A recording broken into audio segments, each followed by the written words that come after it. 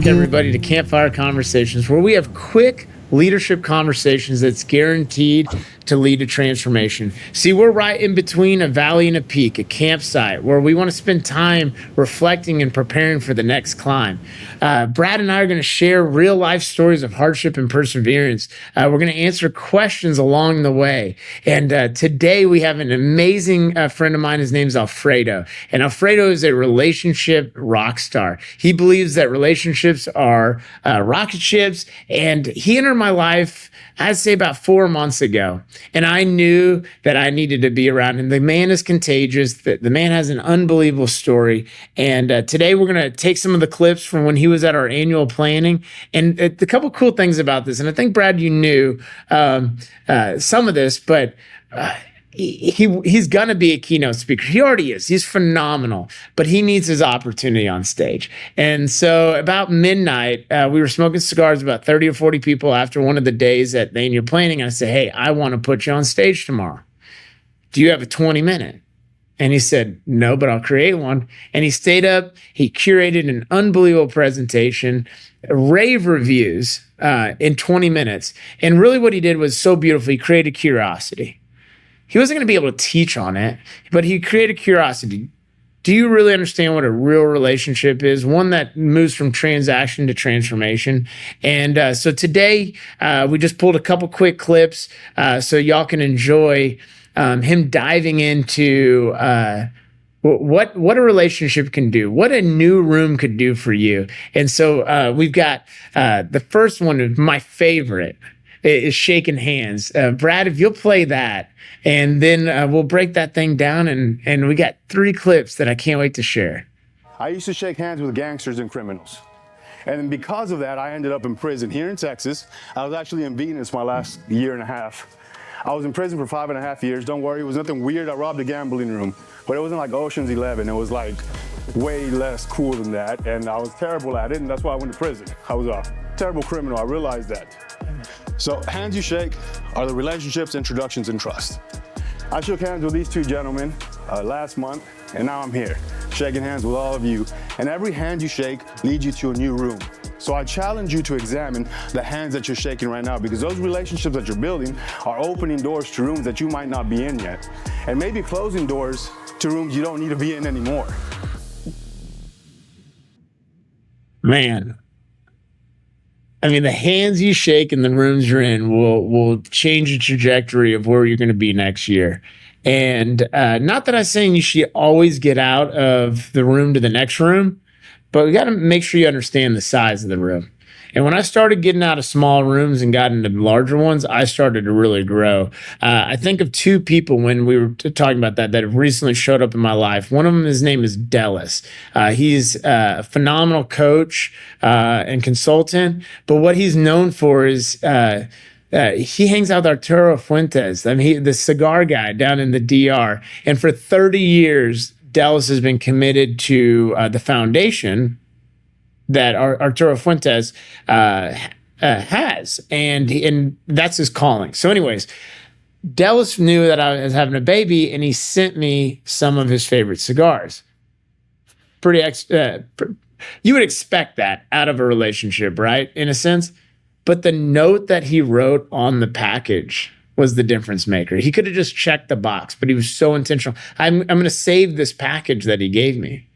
And I just think about that. This is a lifelong relationship, but I believe in proximity, right? So the rooms you're in, hands you shake. Dallas and I already have the next trip on the board. We're going to Arturo Fuentes' home and going to spend time with him. But you've got to put things into proximity, and you've got to create a habit. So like Brad, when the room we're in right now is we're going on this climb, right? Yeah, we're in some new relationships, and it's forcing us in a sense to get connected. So I love the hands you shake, because I love shaking hands. What about you, my man? Man, I've seen this play out so many times in my life, being in different rooms, and just kind of you normalize to whatever that is, right? Like I think, the fastest way to change your internal thermostat is to change who you're hanging around, right? And, I know he gets talked about in all these conversations a lot, but like hanging around Matt Warner changed what I thought was normal, right? Changed what I thought was big or small, changed what I thought an appropriate goal was. And that's just an example. But I've seen it happen a lot, and you have to be careful because you can get yourself, I've been in rooms and industries where people think a lot smaller and have a lot of negativity, and there's a lot of internal fighting, so it can rub off on you like Alfredo was saying, right? Negatively and positively. So. Yeah, that's good. I mean, we all know the saying, the average of the 5 people you hang out with, your bank account is also probably the average of the 5 people you hang out with. And while money is not necessarily everything, money typically solves some problems. Profit solves problems. And if you want to be meaningful with your means, your bank account matters. He goes into being good character. And I want to tee this up for a second. Just because you get in the room and you shake the hand doesn't necessarily mean that you'll stay in the room. People are exploring you. They're not necessarily interrogating you, but they're exploring you. They want to understand who you are beyond what you've done. And specifically, where are you giving instead of getting? And when I think about character, it is exposed at the highest level. So when you get into rooms where people understand their values and their calling, you need to understand your character. And so we'll let him talk about it some more and then jump right into there. So the goal isn't just to get into rooms because of what you have. The goal is to be invited into rooms because of who you are and what you can do. I promise you, I've never been invited into a room because of the money that I have. And I can promise you that because I don't have any money. So I'm only invited because of my character, which I like. If you're not getting invited into these rooms because of your character, you should probably not want to be in those rooms anyway, because then that means they just want what you have. Now, it's important to get invited because you have a skill set to offer, but it's more important to say, hey, bud, how can I help you? And you're like, honestly, just be a genuine good dude. Be my friend. That's cool. Because then you can make business and money with people that you share values with. And it's a lot more fun to make money with people who share your values, because then you can do cool shit together, like race sprint cars or go fishing and not catch anything and just smoke cigars the whole time. I love that. Brad, why do you get invited into rooms, my man?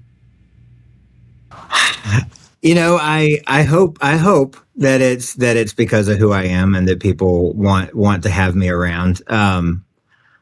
I have found that when you do show up and somebody does value your character, it is the quickest way to get into a better room that maybe you don't, and an air quote, deserve to be in yet because of your skill set or your checkbook. So you said you hope, but you didn't tell me what you hope they would say about you. What words come to mind when you think about your character that you hope people see?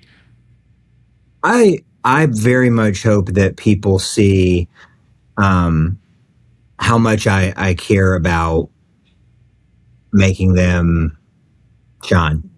I love to build other people up and help them even with what you and I do. Like I want people to see some of like the best of the advice and the wisdom and what you have. And like, so I hope that, you want me around because I help you have more confidence to grow into your talent set.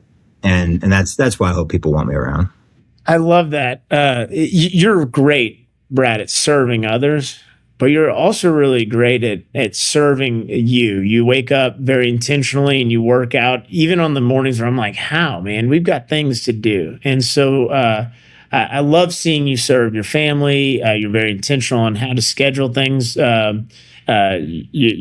You care more about the people in the business that you guys are launching than the business itself.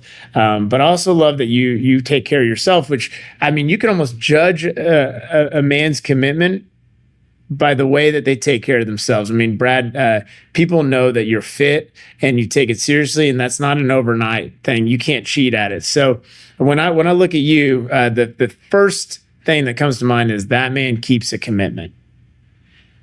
And you're right. A couple years ago, you said, I'm going to get you your message out there clearer. And you've kept that commitment. And the message was good, but it wasn't clear, and so it wasn't landing, and so we've worked through this, and here we are today. So you keep commitments, and I can see that because you're physically determined, and that's why this climb is going to be super interesting, is because it's all about keeping commitments. We talk about the mountain's going to expose who cheated, and so not that if you're not physically fit, you can't accomplish a goal, but it is a very good judge of, did this person wake up today with a new calling, or did this person always have this calling? I hope that people say that I have charisma that galvanizes connections. I used to want to be known for the leadership guy, and I want to be known for how much I can bring people together in tough conversation. But the reality is, I just want to galvanize connection. It makes me sore when two people who would have never met had I not built that introduction. And that's actually how we met Alfredo. I seen a guy, he was tatted up. He looked like Michael's kind of guy. And I said, Michael and Alfredo, and got them together. And then I actually took off because I like that. Two people together, boom, done. And they have like a half hour, 45-minute conversation. I was like, man, this guy's got to be good. And this guy likes my brother. And so Michael really started that conversation after we connected the dots. And if it wasn't for Michael, I guarantee you we wouldn't be hanging with Alfredo the way we do now. And that kind of goes into the last video of who you're willing or wanting to work with. And if you think about it, if you're in these high capacity rooms where everyone is good at their trade, they're great at their trade, whatever it is, the only differentiator is who you are to the core. And he goes into talking about that just real quick. If your skill level is the same as everybody else, let's say everyone in here has the same skill level at whatever business you're doing, who are you going to do business with? Probably the guy with a cool beard, right? But whoever you're like, connect with the most. I'm not going to do business with somebody that doesn't share my values unless I absolutely have to. And then at that point, still you can say, hey, I just won't do it. Right? How many times have y'all come to a client or heard of a client who just refused to work with a specific person because they just didn't like them? Or were willing to pay you a little bit more because you're more expensive, but they know they can trust you. That's the relationship that you're building with somebody. And that all has to do with your core values. Yeah, I mean, if you shake the hands and your character shows up and somebody can tell a story about you and you're not in the room, then you're more likely to have more doors open for you by people that you might not even know, because your message is cascading. I think about Tammy at the bank. We're about to switch banks. So if anybody knows anything, when you have 15 bank accounts and loans and buildings and things like that, you just suffer through it. And I don't really need to change banks. My banker left, and so I don't have a relationship there anymore, but the rates are good and things like that. But I met Tammy. We're doing Lemonade Day together. And Tammy, she's I guess the president of the bank or the branch. When I think about her, she's so dedicated to excellence. I can't unsee it. But she's also a crazy servant. Like, she serves this Lemonade Day like it's her full-time job. And what I love most about her, though, is that she's dedicated to excellence. She's a servant leader, and she's contagiously positive. Never about me, poor me. And so I have to do business with her, Brad. I have to. We're talking about proximity here. I have to move my business over to her because I want to be around people like her. Because my thought is she was molded into who she was with the rooms and the hands that she were shaking, right? So she must know more people that are dedicated to excellence, highly positive, and a servant leader. And so I'm going to make that a priority, not because I have to change banks, but because I have to be around people. So that's what came to mind when he was talking about when all things equal. About this in the terms of the sports construction world that you and I are in. Oh, yeah. A tremendous amount of the money spent is through public bids, right? Procurement processes. A lot of rules where on the surface it seems like everything is picked for lowest price responsible bidder, whatever that means. But when you get into it, the role that we're in, a lot of the people that hire us, they're going to choose who they want to work with, and they will bend where they need to bend to make that happen. That's what actually happens. And so, like you said, like if you're not in the right rooms, you're not a person, you're not a human, and then you don't show your character that once you're somebody someone can trust, they'll bend to work with you because you would go from a liability to an asset. And that's like the thing that plays in my mind that I've seen over the year. It's like you might have to give a little to get in the door, but what's going to keep you in the door is not your low prices, it's your high trust. I love it. I mean, character basically is built off consistency. And so showing up every single day, not just on the good days, but all days. Listen, I mean, if you can do it alone, it's too small. Alfredo was talking about relationships. And if you struggle to build relationships or you build walls or silos because you've maybe been burnt on one, leaders go first. Leaders extend trust. Leaders build bridges. So if you can do it alone, it's too small. If you're wondering why you can't 10x or why the friction and you're just doing addition instead of multiplication, it's because you're trying to do it alone. So if you have a riddle or if something spoke to you today, reach out to me and let's jump you on a podcast, or let's just connect and see how we can help you, because we want to walk shoulder to shoulder with you. Before you go, let's grow. We air every Tuesday at 6 a.m. Until next time, we'll see you at the campsite.